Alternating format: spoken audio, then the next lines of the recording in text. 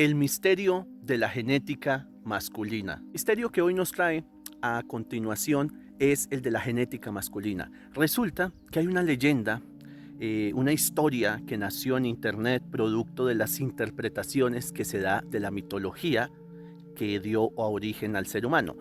La mitología cristiana nos habla de Adán y Eva, que fueron los primeros prototipos de humanos, de Homo sapiens sapiens, que creó el Dios creador, quien quiera que haya sido.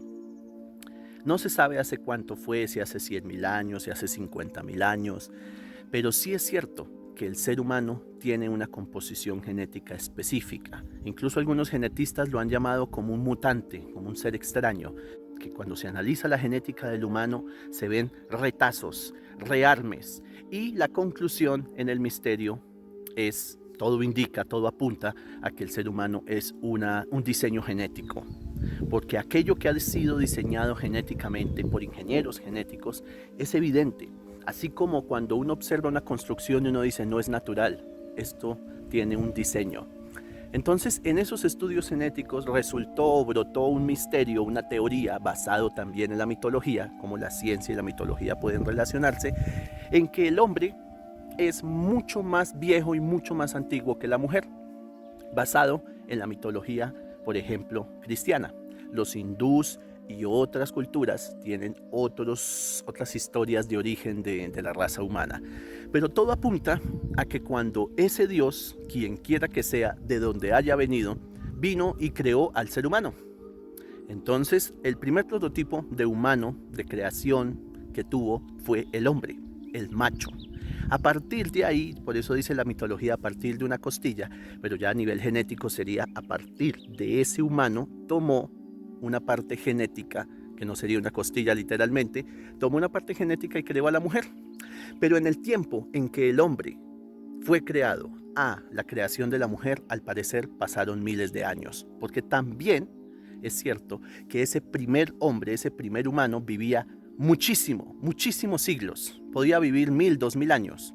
Entonces la diferencia de esperanza de vida entre el humano 1.0 y el humano de ahora es como la misma diferencia entre un ratón y un ser humano, sabiendo que nosotros los humanos vivimos mucho más que otras especies.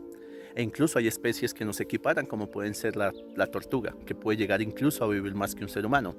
Pero entonces ese primer humano, ese primer Adán, vivía mucho. Y por eso la leyenda cuenta que ese hombre caminó solo y fue ese Dios creador el que decidió buscarle compañía. Acá en este tema del misterio hay todas unas cuestiones de tipo científico, los telómeros. Entraríamos a hablar, por ejemplo, el tema del burro, de la mula, el que es híbrido, como algunos híbridos no se pueden reproducir. El hijo de un caballo y un burro a veces no tiene facilidades para eso. Se han reportado de casos de híbridos que se han podido reproducir. Pero aquí no nos estamos metiendo en el tema biológico, sino en el tema del misterio. Y el misterio está en que efectivamente el hombre, como primer prototipo, es mucho más antiguo que la mujer. Entonces, hoy en día, esos científicos contrastan datos a nivel mundial y el gen masculino está en disminución. Algunos se preguntaban y decían, bueno, deben haber razones químicas, razones fisiológicas de por qué la fertilidad ha mermado, pero el hecho es que los hombres escasean. En China es evidente y en otras naciones.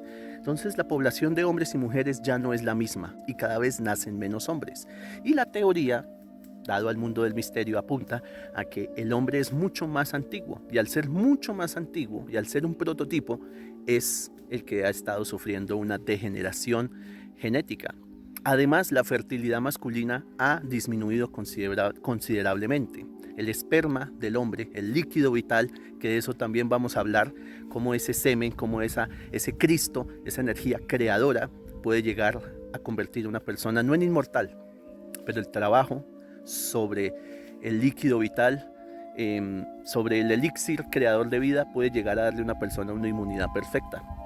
Hay hombres de 60, de 70 años que no enferman y se ven como de 40 precisamente por el trabajo de esa energía. Entonces el hombre juega un papel primordial y la mujer es la creadora de vida. En ese complemento que entendió ese Dios antiguo, pues vio que el hombre fue el primero en ser creado en este mundo y la mujer de forma consecuente. Y bueno, de ser cierto, entonces no necesariamente significa que el hombre está en extinción, pero sí que el hombre está sufriendo un degeneramiento genético a raíz de ser un prototipo antiguo. Y bueno, aquí habría que pensar qué motivos tendría o tuvo ese Dios creador para crear al hombre. Además, hay historias que hablan sobre Lilith, que fue una Eva antes de Eva, un primer prototipo en cuanto a la intención de ese Dios de no dejar a ese hombre solo.